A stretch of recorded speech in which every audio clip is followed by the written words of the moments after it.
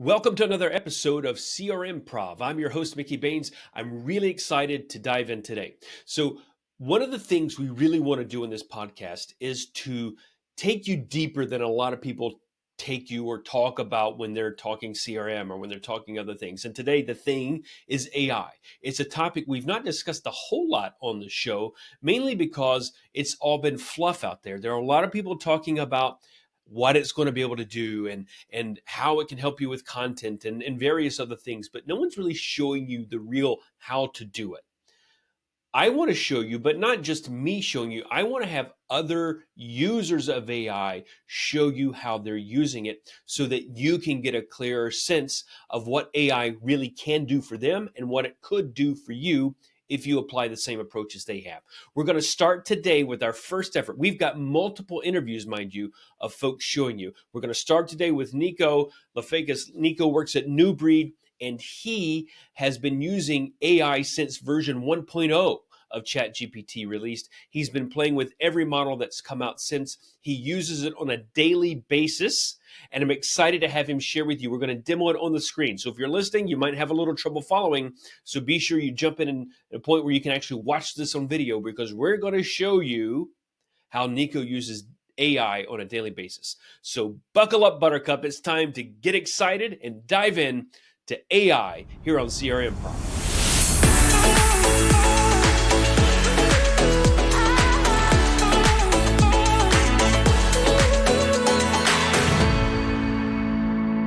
Hi, everyone. Welcome back to another episode. I'm super excited to be here. This one's going to be different. It's one of the first times we've ever done this. With my guests, we're going to be doing some screen sharing, and we're actually going to demo some functionality here with you. And we're going to demo it around a topic we haven't covered a lot. We've not really given it the due it's needed at this point. We're going to talk about AI for research and for some content development potentially, but we're going to demo that for you so we can start to understand how do we do this. There's so much information I find out there about, oh, you need to do this for content or you do this to help do research, but there's not a whole lot of information on how you actually do it. So I got to love LinkedIn here, because and connect.com as well help me find Nico, who's a specialist in this outside of higher ed. So we're going to bring this in, show you some outside examples. We're going to bring it in. We're going to start talking higher ed use cases as well for this. So Nico Lafakis, welcome to CRMprov. Super excited to have you here. Nico is a revenue operations or RevOps strategist at New Breed. I see New Breed a lot represented well at the annual HubSpot conference. I've seen them there many times. But Nico's been into the world of Chat GPT and AI for some time. He's very prominent in posting helpful DIY, do-it-yourself. I also said DIY, but DIY type tips and tricks to help other users better leverage Chat GPT and other tools. He is a founder and he hosted for a while the GPT with Me morning show, which I think is phenomenal. He still puts out many videos today to help users as they leverage Chat GPT. So Nico, welcome to the show. Thank you so much for joining me. Thank you for having me, Mickey. It's a pleasure to be on. And yeah, I'm looking forward to it. So before we get too much into AI, I know in higher ed, the term RevOps is not familiar to many. And so can you just help us start to break through the clouds and the mist of the world of RevOps, what that means in your world, so that the folks on the higher ed side can understand that and see that connection, because it's really connected, much more connected than folks realize. So when it comes to revenue operations, what I do primarily is I work within a CRM, primarily HubSpot, and help you to understand your data, to understand what it's doing, how it's affecting your pipeline, and to build reporting around all of that to tell you a story of what all of that is doing, right? And to help make everything a little bit more efficient, whether that's through an increase in workflows, maybe it's a process, maybe it's a playbook that we need to set up. Especially with a lot of the newer AI tools that HubSpot has now, maybe it's a matter of setting up a knowledge base and then running an AI chatbot that's educated on that knowledge base to then help facilitate your customer services. So, and I think it ties in with a little bit what you're going to show us here, because we're going to go into the weeds. But RevOps is the real tactical side. It's not just high level, here's some numbers. It is very tactical and specific things that you can be doing to improve the efficiency and effectiveness of your overall operations as you connect with prospective or current customers or students, in my case, to understand their journey toward enrolling with you as an institution, how do we find specific tactical things we could deploy and use to improve that conversion? That's really what you're focused on in other verticals or other industries, correct? Yeah. I mean, if you think about the way in which, let's say, marketing works overall, I like to think of myself as the mechanic, right? If you translate it to being a car, it's like the marketing team and the sales team. Marketing is usually the body, they make everything look good, and the sales team is the one that gets it out the door. But RevOps is the mechanic. They're the ones that make sure the system is running right, that all of those efforts aren't going to waste, right? So, to your point, yeah, it would help to help other people understand how life cycle stages work and how you can apply that to enrollment. So you can go and tell that full story from when they first stepped on campus or clicked on something online to when they spoke to somebody to, when they were in the thought process of maybe enrolling. Then you've got your deal stages that can help you be more detailed in that sense, all the way through them actually being a student to even going past that, like whether or not they were a churn, whether or not they were alumni, right? Exactly. Exactly. So you're going to show some things to us, but how did you start diving into the world of AI or Chat GPT? Well, what tools? Well, I guess maybe how did you start tiptoeing into it, and then what tools do you leverage most today? So if I'm being quite honest, I first got into AI way back in Blade Runner, right? And from then up until now, it's just been a waiting game. And I'm just ecstatic for everything that's out now because things that I didn't even think I would see in my lifetime are happening within the next few years. So I'm very excited about the progress. Myself personally, really, it was just a matter of keeping an eye on, okay, where are we at with automation? AI's been around for a long time. Siri's been around for a while. Furbies have been around for a while. A lot of these automated systems that respond based on input have been out for years, decades. Years. Just watching them and trying to understand, okay, like when are we going to get to that next level? And when chat finally went available for public, I fooled around with it a little bit in private because the API was available. And when it went public, it just sort of exploded in terms of the difference between the two models that I was using. One was very nothing. It barely could put sentences together, needed a lot of coaxing. And then 3 drops, and it's just like, wow, this doesn't need a whole lot of coaxing. And it can put sentences together and it can write stories and write some stuff. It's not very good at it. I have to give it a ton of context. I have to turn it into a persona, do this, that, and the other thing. Then 4 drops and things are going to a whole other level. And it's like, wow, I really, we have not only is the model different, but now you have custom instructions, you have all of these other things. So getting into it was just understanding that, hey, this is going to be a way for me to work with a digital assistant that is going to be smart, if not smarter than I am at this point. And I'm able to ask it all the questions that I've wanted, everything you think about on a daily basis. Oh, I wonder how that works. Boom. Right. You should be Googling it anyway to a point, but we're almost months away from having your own. I mean, even Google launched their voice. We're months away from having your own personal assistant on your phone that you can just talk and interact with.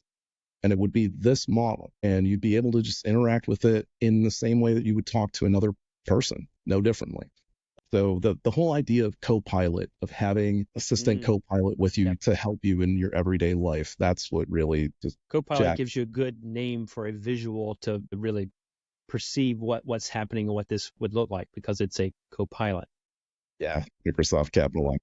So you played around. Is that mostly with OpenAI's Chat GPT, Bard, or whatever, Gemini, whatever it's called today? And yeah, when it comes to the models, look, they all, there is no one size fits all. Everybody's got some things that they're better at than others. When it comes to writing, I leverage Claude. It is definitely the best human writer out there. It's got some new expanded features now as well that make it even more powerful than what it used to be. When it comes to doing, like, I don't know, spreadsheet stuff, like processing things, if there's a process altogether, that's where GPT starts to take the lead because it's just better at handling process. And so you reference Claude for our audience. Who owns Claude? Anthropic is the company that owns Claude. Okay. And they are funded by a multitude of companies, but it also includes Microsoft, it includes Amazon. Perfect. And Google. Everybody kind of throws a little bit in there. Okay. So tell me a couple of use cases where you're using GPT most routinely today. Use cases most routinely would be anytime that I'm doing research for the next step in what I'm working on with a client, not every step that I'm working on per se, but if I'm going into a meeting with a client that's revolving around form strategy, that meeting's going to be about what questions should we ask in order to better qualify people for your business. We could sit around and dart around and think we know these answers, maybe we know these answers, or we can leverage the data that we have in the CRM. We can ask a model to go do research on the company and go do research on its competitors. And then we can smash all of that together and have a very good understanding of what questions we should be asking on a form in order to net customers for us as opposed to the competitor. So it makes it like on a daily, it's processes of that nature that get boiled down very, very quickly. How long did it take you to kind of get to an introductory or basic user to know how to improve your prompt writing process, how you iterate on those prompts to get to that? Because when I think competitor, I would still consider myself a novice. When I think about doing maybe competitor research, I would not have thought, well, I needed to help a client identify what we want to ask for on a form. Let's use that to look at other institutions to see what they're doing with forms that will help us think through this strategy. And so how long did it take you kind of to get from that initial piece to using it at this level? Not very long at all. Okay. What I tell people almost every single time that they ask me about prompting, I understand, and I'm sure that there is something to it. I'm not saying that there isn't. What I can say is that whatever knowledge might be out there about it is going to be in the model anyway. So even Claude, if you go use Claude today and you use the paid for version, it has a new, you could call it custom, it's the same thing like custom GPTs. Now there's custom Claude models. So it has a custom Claude model that's specific for Claude prompting. So the first model they built was a model to build prompts for you. When you look at what you get as an output from that, you'll really start to notice over time that it's just conversational and it's primarily context based. So realistically, if you're really good at telling a story and you understand how to give directions, you're really good at prompting. That's really all it comes down to is give it what you want in the way that you want it, and then give it the context of why you want it that way. I think that's one of the things that made real crystal clear sense. If you're good at giving directions, and so if you're not seeing outputs that you want, it's not necessarily the model, the tool that you're using. It might be you as the person giving directions. And I'm thinking about that. An analogy I've used recently is, if you're trying to tell someone how to drive a car, when I get to the stop sign, I got to be sure I'm stopping fully and I'm going to press brakes. Like, you didn't tell me how to start the car first. When you think about how to give directions, you have to, that analogy is in my mind because my son just got his driver's license. So it's a happy, proud, scared type of moments going on around in our house. But, you think about it as you have to teach him how to, that's the front windshield wipers. We're talking about the back windshield wiper.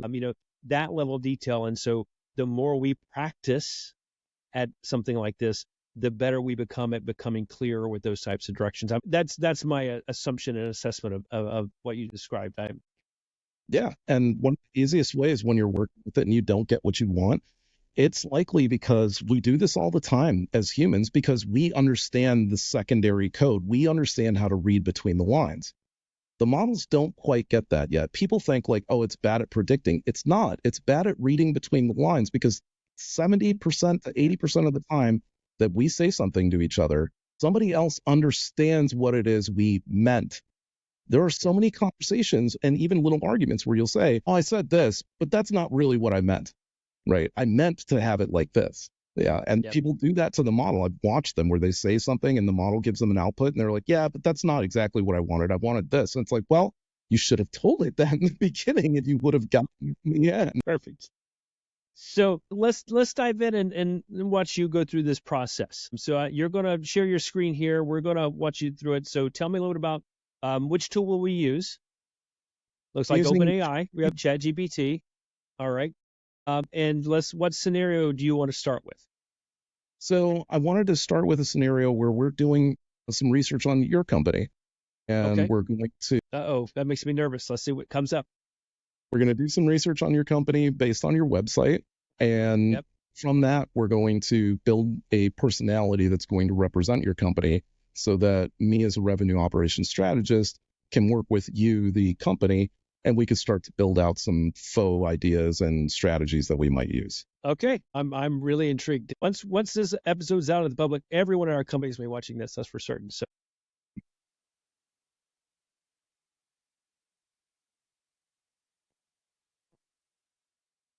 So the reason I'm starting with that is because what I've done before is I've done this process. And so because I did an entire process where I've done research for a company before, I've written knowledge base articles before, and I've written response emails to people before. After that entire process was completed, I was able to say, memorize this and put it under research this company command, or put it under respond, or put it under create a KB article. So when okay. I use those commands, it'll automatically run this process as opposed to me having to go through all of those steps. So I'm going to say research this company, and I'm going to give it your Yep. KennedyandCompany.com. and it knows based on its prior understanding. It went and searched your website, understands what it is.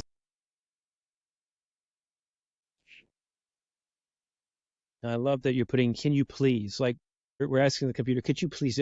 I've done the same thing. When I'm having that, it is a real conversation. I thank it, but thank you. And if it's just out of habit with like a real conversation. There we go. Okay, so it's telling me that you're a consulting firm, shows me what services you offer, Yep. specializing in CRM implementation, and then gives me a little bit of your about. So at this point, I want to say, can you create a brand voice?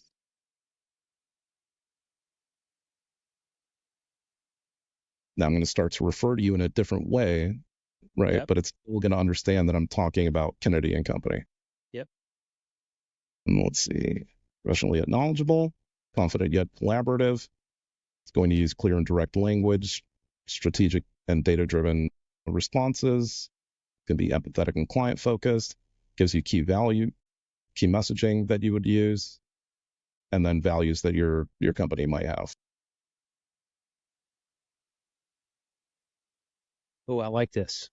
I'd like you to take on the role of the CEO, and I'm your new RevOps strategist. I'm going to be working with you to create a new marketing strategy to increase your inbound leads. There we go. Be your HubSpot CRM. And so you've asked GPT here to be the CEO. Yes. And so now GPT is assuming this persona. It's talking directly to me. Welcome aboard. Glad to have you on the team. We've got some big goals, and your expertise in RevOps is just what we need. Then it talks to me about what the ICP is, what the current focus on it is, actions that's needed, optimizing content strategy, revamping lead nurturing workflows, enhancing SEO, all of the things that would be related to increasing inbound, right? Mm-hmm. What I can do now is, especially with a GPT 4.0 model, is optimizing content strategy. Okay, I can select this and I can quote that as one particular part that I want to reply to and say, in what ways can I use HubSpot to support this need? And so now it's going to go ahead and tell me content audit and performance tracking. I can use their content strategy tool, map out existing content, use analytics tools for reporting, attribution reports for content-based reporting, content optimization, et cetera, and so forth. Okay. That's really intriguing. I like what it's doing. It's basically doing some of the consulting for you at that point, right? Okay, so now we're going to come up with a social media campaign for the next 3 months. So we've got the campaign goals and KPIs that we're going to look at, audience segmentation that we're going to be looking at, higher education administrators, decision makers at universities, tech-savvy educational professionals, content themes and pillars, We're going to talk about strategic planning and innovation, technology in education, and enrollment and student success. Content pillars are going to be thought leadership, educational content, and engagement content. The calendar, already sort of busted out for you. Going to be doing a blog post, then a LinkedIn article. It's broken down for you by all the weeks. Then you've got your platforms and posting frequency, so you know exactly what you're supposed to post and when. Promotional ads that you should be running, monitoring your ads. And in this case, we can do blog post and say, create a sample of blog post content for me. So now I don't have to write blog post content.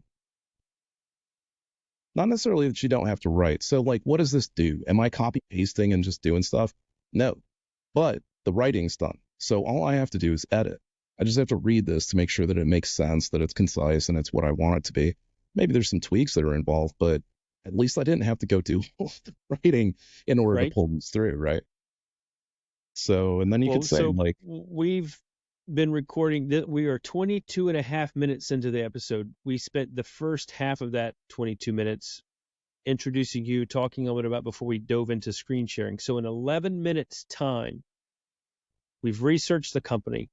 We've looked at what we do. We've built out a marketing campaign, and we've started to produce the content with blogs. Yeah, now I'm seeing email 1, email 2. All of this is coming out in 11 minutes. Feel like, yes, I would agree, this is not all done, but the starting point, I feel like if I had done this level of percentage of completion, so say a blog post is 60% there, maybe the campaign's 70% there, I feel like we would be about 10 hours in at this point to have done all those things manually. Yeah, at least not just 10 hours, but a couple days, several meetings, right? So now what I've done is combine the information from your site along with online resources to bolster the content for the email. And then, kind of poked it a little bit, like, let's see what you can do. So it goes ahead and writes all about strategic planning in higher education, and then pulls resources directly from your site, from About Us and services. Moreover, so it's basically talking about your view, if I had to guess, just by looking, talking about your view. Yep, this is familiar types of wording and language that we have. Yep. So it's pulled that. So now that we've got our information, fold that right into the email. And here comes our email subject line, our preview text line that we should use. Here's our body copy, again, pulled from your site, and even the CTA for which to go at the bottom. And now we've got all the other emails that are wrapped around that one. And you can see that they all start to now leverage information found on your site. An entire campaign. Yeah. Right. And that's just the emails for it. You could go into, well, what are the social posts to support this? What social posts on what network should support? And should I use paid ads? And where should they be? Here's the breakdown. You're going to post on LinkedIn. Here's your post for it. Here's the one for webinar promotion, case study, and white paper. Here's what you post on Twitter. Here's a poll that you're going to post with poll options. Here's what you're going to post on Facebook. Notice that the content is tailored to the medium. Yeah. Yep. So blog posts get read on LinkedIn. Webinars get attended on LinkedIn. Case studies get downloaded and looked at on LinkedIn. Twitter, yeah, real quick tip, real quick poll, real quick event reminder. Facebook, blog promotion works. Testimonial video, definitely. Promotion, definitely.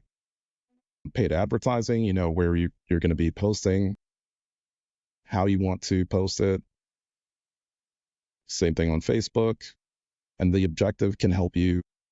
If you wanted to, you could basically take this and say, okay, well, what are the KPIs I should measure for this? Google Ads, search and display gives you an overall summary. Right? And you could just keep going like this. And, here we go in like 20 minutes, right? Example of that, built out an entire, pretty much not Omni campaign quite yet, but close. Now we just need the landing page. I can take tomorrow off because This was on my agenda for tomorrow is the campaign. So we're done with that. So definitely going to go camping for the weekend now. Pleasure to be help out. When you started doing this, were you, I'm assuming you weren't saying, hey, help me build this campaign. Were you kind of doing different pieces and you learned how to put these together? Were you doing like some company research? Were you saying, hey, help me write this one email to do X? And then thinking, oh, let's put all this together. How did you get to know to get it to this point?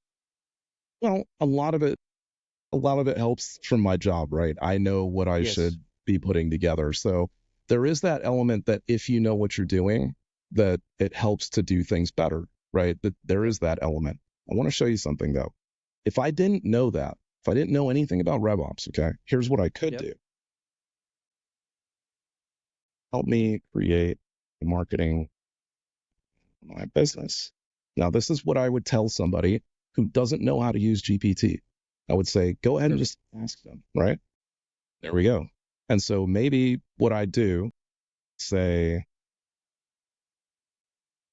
you make one, rule them all. Now, is this where you tell it to memorize this type of prompt?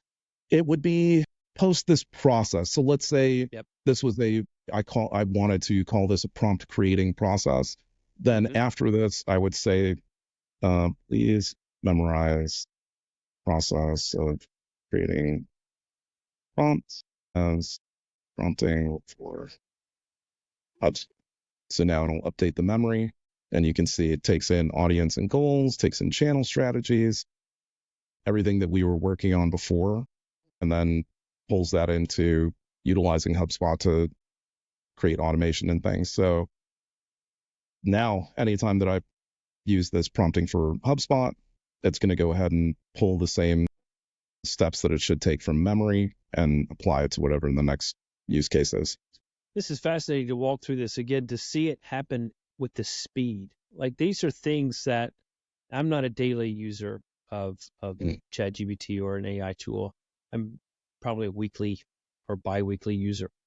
But to see that it happens in a matter of minutes to this scale, and I would say with relative accuracy, in a sense that when I was reading it, kind of catching it, it's moving so fast, you can't read everything as putting together those emails and blocks, but just seeing those lines like, okay, I can take that and update that content for this round to get it to where I want, or take it and further prompt it to update it for me if I want.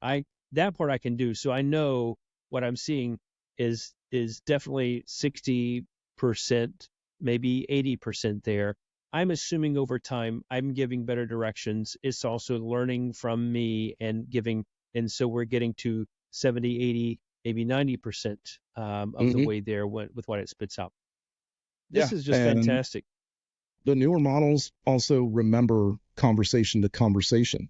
So as you start creating newer conversations, you can even reference older ones and say like, hey, do you remember we were working on this before? Could you let up and we can work on that again? I still love how it's so conversational. I mean, I think that's, one of the bigger takeaways. Don't be intimidated with how to develop prompts. The more conversational, potentially, the better. Nico, I think this is really, really phenomenal to see in action. I'm so grateful that you're able to spend a few minutes in showing this to folks so that they can start thinking about ways that they can incorporate it. Viewers, please connect with us, leave a comment. What are you thinking about, or are you unsure of in terms of how to prompt, or what you might want to pull from GPT? Let us help you think through that. Glad to take those questions and take a stab at it with you. I want to thank you, Nico, for joining us for today's episode. Everyone, again, Nico Lafecas from New Breed. He's a RevOps strategist, a GPT expert, as you saw here. Thank you so much, Nico, for joining us. I greatly, greatly appreciate it. Yeah, of course. Thank you for having me. Yep. And everyone, stay tuned. We'll be back again next week with more exciting content here on the podcast. I greatly appreciate your participation with us. Don't forget to like, comment, subscribe to us. I have to say those. I think that's the podcast law that I have to disclose that we need those likes, we need those comments, and we need those subscriptions. Thank you so much for watching, listening. Nico, thank you again. And everyone, will see you next time.